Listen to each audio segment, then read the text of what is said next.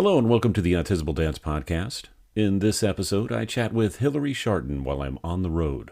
Hilary Scharton is VP of K-12 Product Strategy for Canvas by Instructure. Her focus is on leveraging technology to support improved instruction and equitable access for all students. Prior to joining Instructure in 2012, Hilary worked as a psychologist in Utah school districts, spending her time focused on RTI and PBIS, as well as special education assessment. Let's go ahead and dive into the podcast. Hello.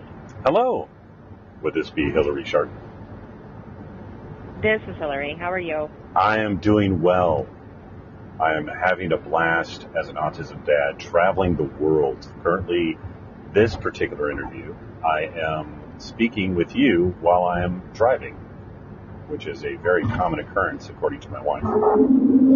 So, where are you driving to? I am driving from Hampton, Virginia, to Virginia Beach, Virginia.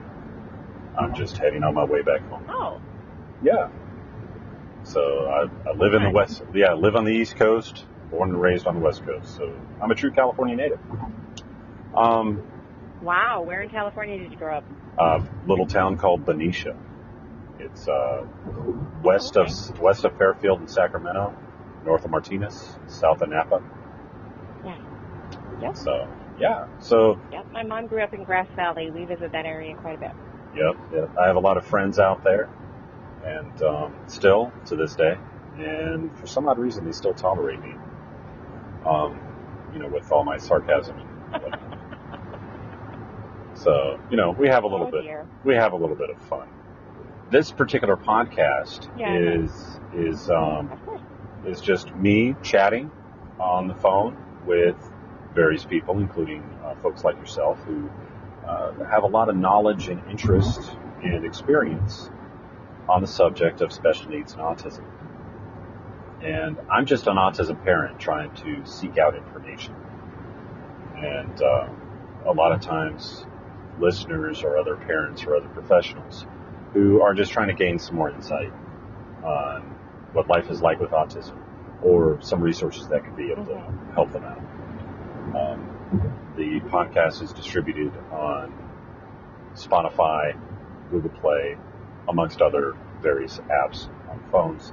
And of course, a synopsis of things will be shared on Autisable, our website. So it gives you a little bit of background about me, about what I do.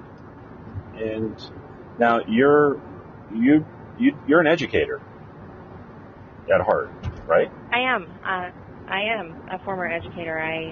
My background is in psychology. I worked as a school psychologist for several districts here in Utah, and you may or may not know that the statistics point to Utah having a higher prevalence of autism than normal here, so it was something we spent a lot of time thinking about. I did RTI and PBIS as well as special ed evals in our school district. I was one of the few people who had an ADOS that I carried around in my car. So I spent quite a bit of time working with kids on the spectrum in special ed and typical classrooms. Okay. Now the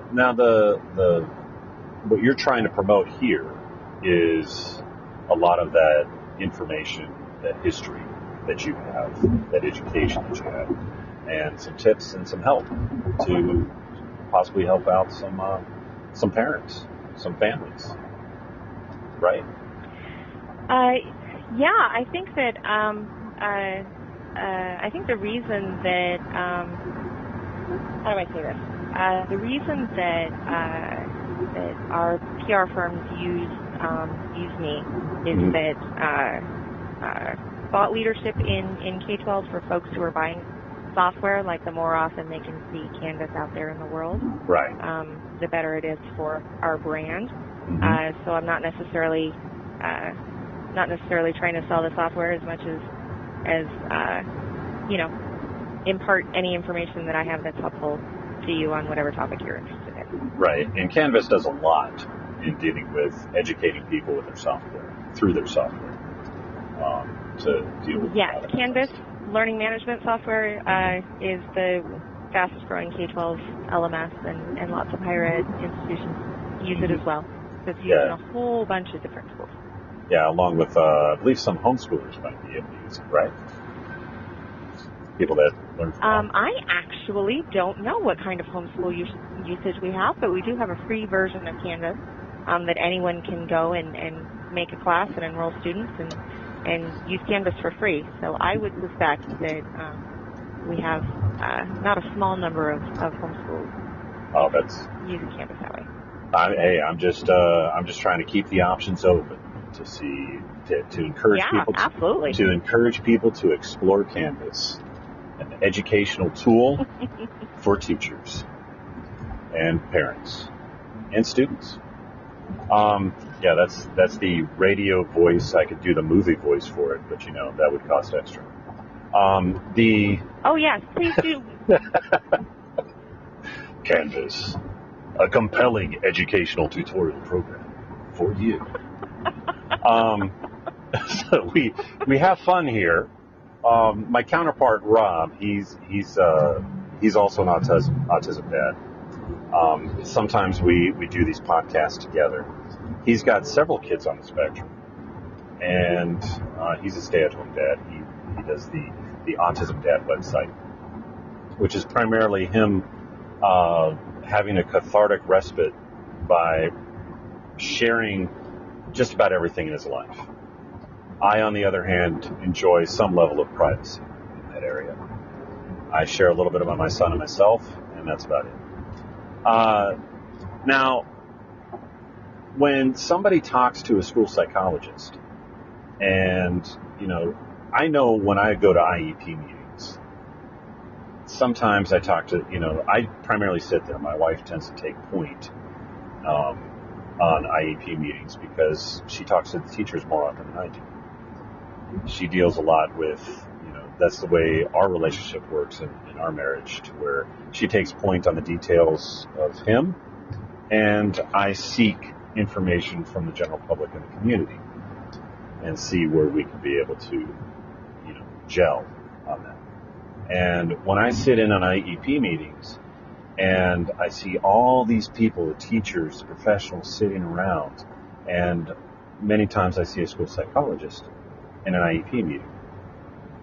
Just for the families that are new to the autism community, why is it necessary for a school psychologist to be present in those meetings? And what tips can you, being in that position at one time, be able to share with those families that might be able to benefit them down the road? Sure. The reason that they have psychologists attend IEP meetings, and I have attended, a bunch of them in my past, in my role, is that school psychologists are the only folks in the district who can do assessment to classify students.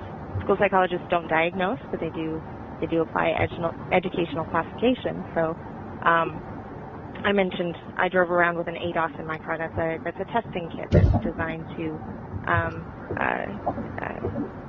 do various activities with a student and allow you to get to some conclusions about the severity of their autism symptoms, where they might be on the spectrum and what kind of educational interventions we can do for them that would be most appropriate. So if you have a school psychologist in the room, they're the one who's done all the assessments on your student, and they can answer lots of questions about your student's performance on the various assessments, as well as how they performed in the classroom during. Oftentimes we do observations, and we'll send the school psychologist in to do those observations. They can make critical comparisons between your student's behavior and performance and that of a more typical child. Oh, okay. So really they're kind of not the end-all be-all, but they're the person that gives their professional stamp on and recommendation on what might be some good options based upon what the city or county may be able to provide. Am I? Yes, they'll be probably the folks who can talk about the severity of symptoms, what kind of symptoms are most present, I would trust the special education teachers and speech language pathologists and folks like that in the room with more the intervention level things.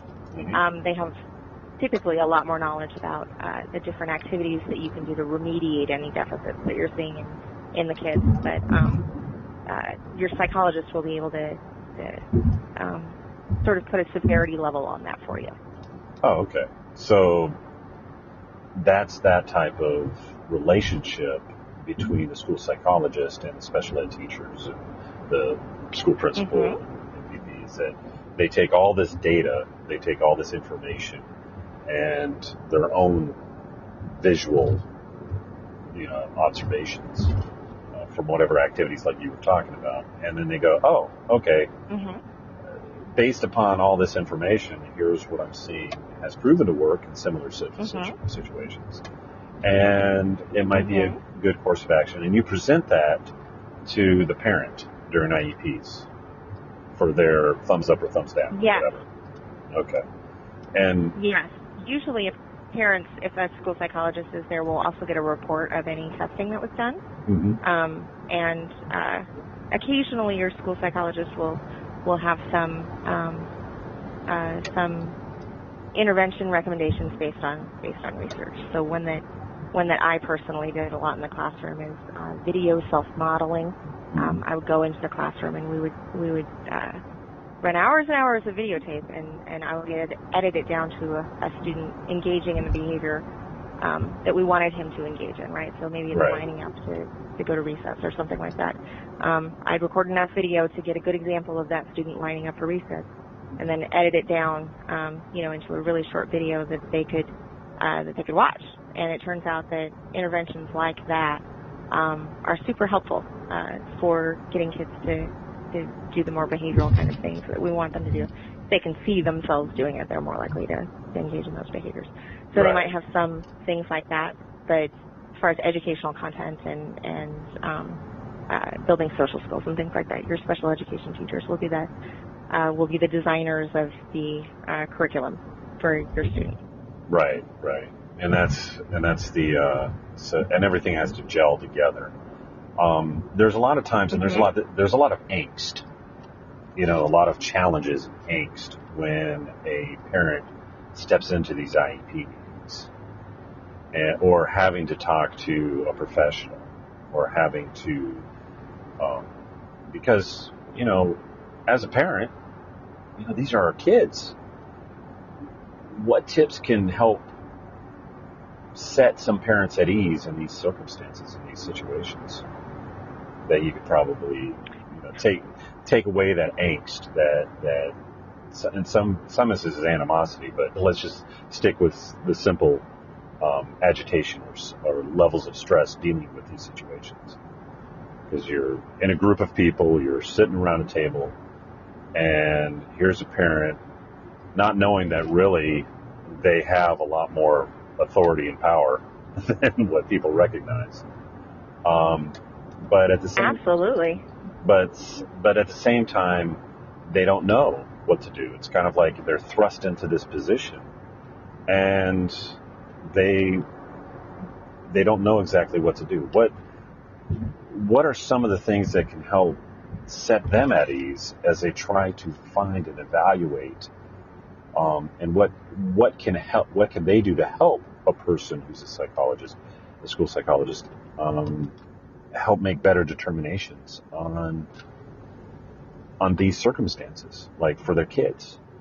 You know where I'm getting at? Does it make sense? I do know where you're getting at, and parents are often anxious when you have a great big IEP meeting and big reports that you have to look at and all kinds of technical words and language going around that you might not necessarily understand. And it's I'm worried about my kid as a parent. I have kids. I worry about the kind of education that she's getting and what people are doing to help her be successful. And that's, the stakes are really, really high when you're talking about a kid who's on the spectrum, because not only are schools supposed to deliver the academic content that they need to be successful, but oftentimes that's one of the primary places that they're getting, really broad social interaction, and those social skills are super important to be successful grown-ups too. So it is super high stakes. Right. And oftentimes it is really anxiety provoking for everyone involved. But here's what I always kept in mind in those meetings is that even though the child spends, 5 or 6 hours a day in the classroom with those special education teachers and in the building where the school psychologist can observe, they spend far, far, far more time at home. And parents are absolutely the experts on what works with their kids.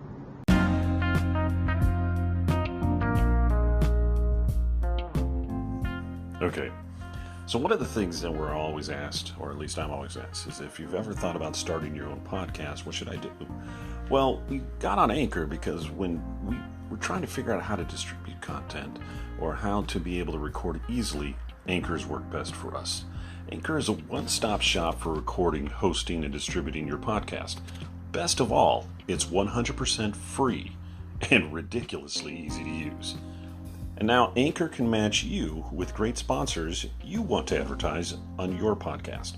That means you can get paid to podcast right away. In fact, that's what I'm doing right now by reading this ad.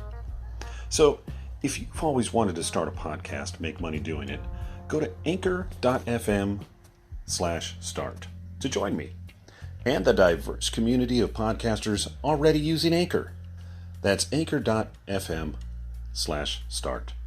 I can't wait to hear your podcast. Right. If there's something that's happening in an IEP meeting that a parent doesn't understand, they should ask questions until someone's able to explain it in a way that they understand. We sometimes fall into jargon. I might even be doing it now. It's just habit to fall into, psychology and educational jargon that makes sense to us, but is really excludes everyone else, which is unfortunate. Ask questions if you don't understand, and ask them until someone says, what they're talking about in plain English. It's a good reminder to all of us that students are not just a being who exists in schools. There's a much larger context, and parents have tons of great information that would be really helpful to teachers about how to handle them as individuals. Right. I think that's the biggest takeaway here is how much authority and stuff parents have. But at the same time, I've had to ask. My wife's great because she'll ask those questions and she'll rephrase a question 10 times over to make sure that she understands specifically what a teacher, a psychologist, or whoever else is trying to share. And it's that communication gap between the educated level of jargon. And my education is different than yours, and you're going to spout off all these acronyms, and I'm going to go, what? and I might. It's really important to point that out. Yeah, and my background is more logistics and marketing. And I'll spout off jargon, and people just look at me like, what in the world is he talking about? And that's okay. I think it's keeping those communication lines open. We've had challenges with some IEP teams, like any other parent, special needs parent. But I agree. I mean, it's just making sure the communication, keep asking until you understand, and then when you're on the same page, hold each other accountable. That's my little tip right there. Is we have to do so much. Be active. It's okay. It's okay to be active in your child's life. That's my message to the listeners. It's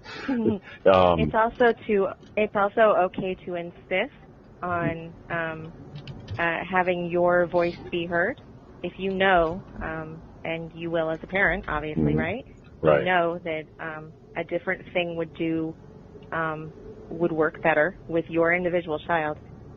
It's absolutely expected that you will insist on that and that you'll participate in setting goals and identifying interventions and be active in the curriculum that gets built for your student.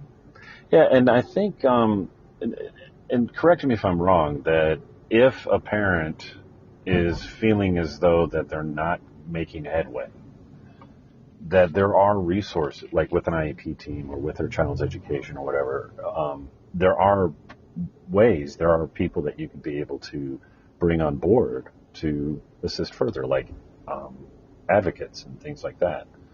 Would that be a course of action necessary at times? I have never been involved in an IEP meeting that where parents, had to resort to bringing in someone from outside the school district. But I have heard of lots of times where parents were not getting the kind of response that they expected from a school and have gone up the chain, and that is super effective. Okay. If I wanted a different outcome than what I was getting from my IEP team, and as much as I'd like to say that never happens, of course it does. We're all humans and we all have bad days. I would go, first to the school psychologist who's in your meeting and express your concerns. And if that's not getting you progress, I'd go to your building principal. Oh, okay. If not heard there, I would actually go to the district and I would talk to the folks who are in charge of special education. If you reach out to a director of special education, they absolutely will make time for you and listen to your concerns and intervene if necessary.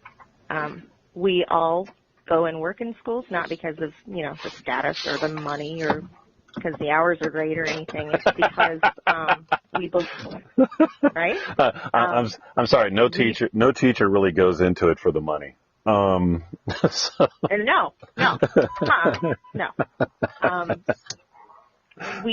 Our passion is helping kids, and that's what everyone who teaches. That's really the deciding factor, is that we're passionate about helping kids, right. and sometimes that gets lost in the day-to-day.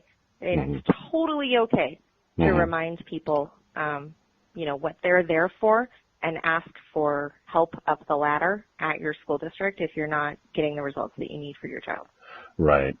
And that's a very good reminder right there, is in that regard. And we can be able to repeat that on an endless loop, and go up the chain of command if you're not getting things. And of course, in the area where we're located here in Virginia Beach, it's a very military prone area. There's a lot of people in the military here, so going up the chain of command is a very common phrase. So it's I understand it. I mean, by all means. I mean, it's what you got to do. The education system, dealing with the program that your folks reached out to me and said that you could be able to speak on that, dealing with Canva.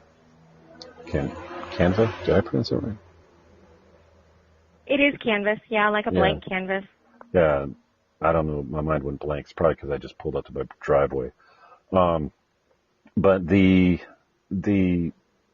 that particular K-12 program has a lot of resources to essentially bring people through the basic education of K-12.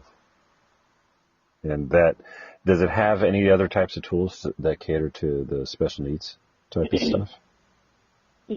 Yeah, Canvas is a learning management system, which is essentially like where you would go online to consume content or turn in assignments or have a discussion online.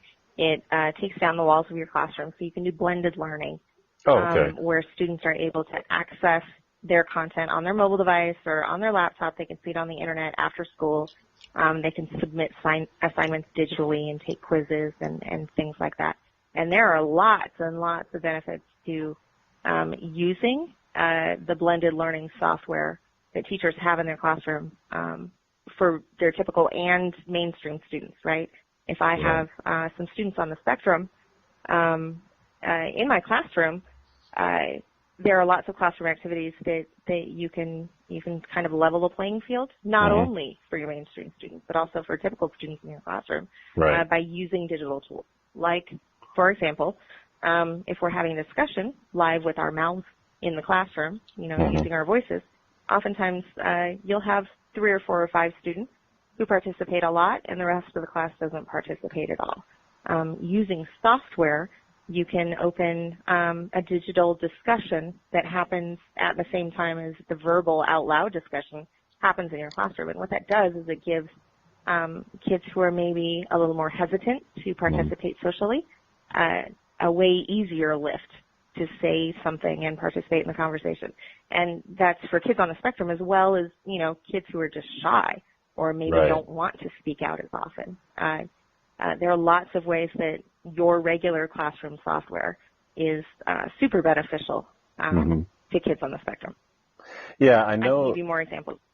Well, you bring to light another autism dad who's up in Canada. He actually created a Minecraft server called Autcraft, and it's specifically for autistic children. And he has opted not to have any verbal. It's all written out for the texts and stuff. And of course, they do a lot of filtering for language. They do a lot of monitoring for bullying and things like that to help enhance and boost social skills. And so when you were talking about that people can not just do verbal, but they can do the written, that brought to my memory that what this autism dad, Stuart Duncan, is doing is along the same lines, but just on a game level, not on an education focus. So it's really interesting. I'm going to have to put you guys in touch with him. Great guy. We'd be happy to chat. Yeah. And yeah, it's just a lot of news, a lot of information to take in. So as you've dealt with all of this special education and all this education type stuff, what has been like the biggest blessing that you've discovered doing all this work?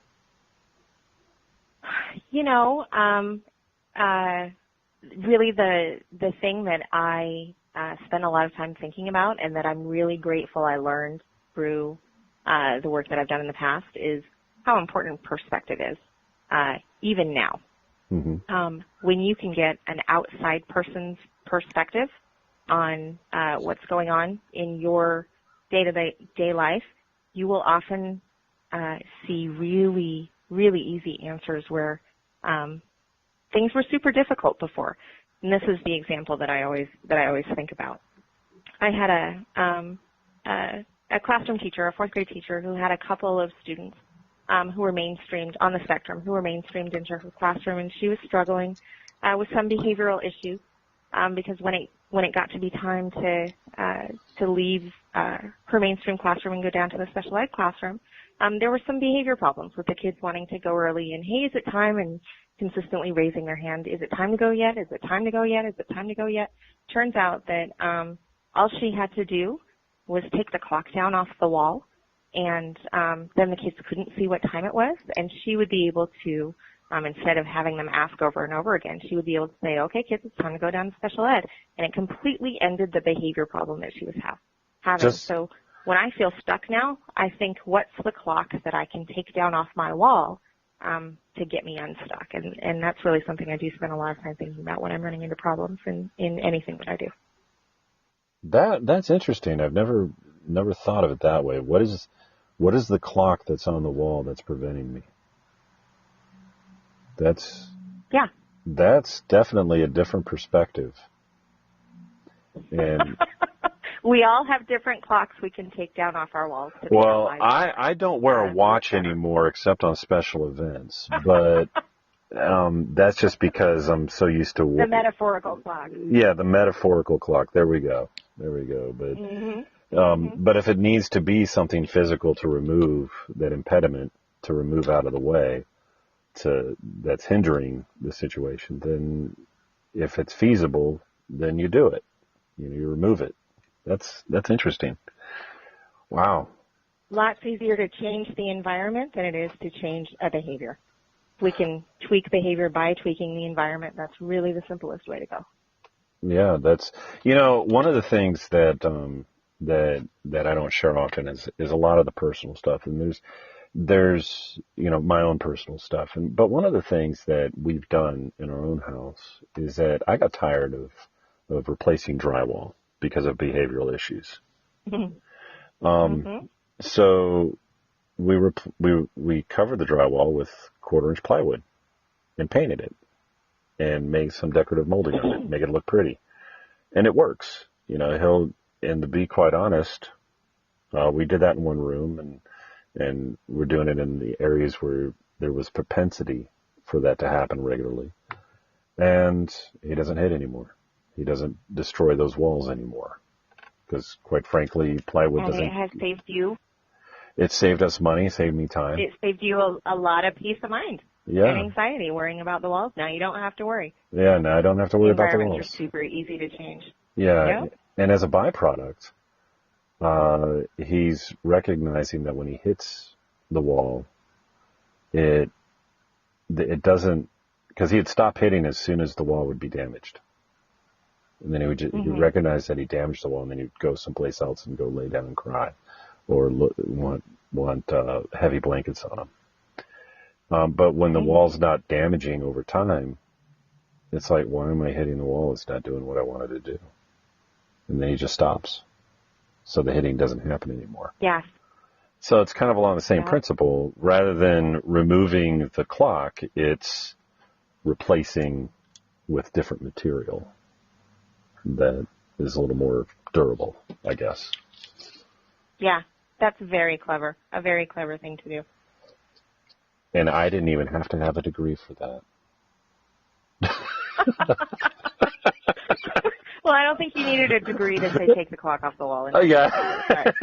It was just have an outside eyeball, right? Yeah, it's a different perspective, as you were talking about. It's exactly. Yep. But yeah, I never thought about it as just like removing a clock, as even metaphorically speaking, or even physically speaking, that can change an entire behavior by having something physical removed. Even metaphorically speaking, it's the thought process is there that you can do that. Lots of little tips, lots of little ideas. Yeah, that works for everyone. Your kids on the spectrum, your kids who are not on the spectrum, your spouse and your parents, and even yourself. Oh, don't get me started. And please don't get my wife started, because I think she's already taken several lessons in that. Now I have to evaluate the past 20 years. What did she do to change my actions? Yeah, don't think about that too hard. Yeah, it's okay. I don't mind. She's awesome. I'll change anyways. No big deal. It's worth it. So much information, a lot to take in. And a lot of tools that with Canvas you're bringing to the table with that program and type of stuff. And I appreciate all of the insight on IEPs and special education, because new parents, people just starting off in this journey of autism, they need to understand what's available to them, and that helps out greatly. That they are really in control in that scenario. So I appreciate it. Of course. My pleasure. I appreciate our guest, Hilary Scharton, for answering several questions and sharing her experience as a school psychologist and about Canvas. If you would like to continue this discussion, please feel free to join Autisable.com and share them. You can also follow us via social media on Facebook, Twitter, and Instagram. As a reminder, this podcast is available on Spotify, Google Play Music, iTunes, Stitcher, and TuneIn. Don't forget to rate, comment, and subscribe.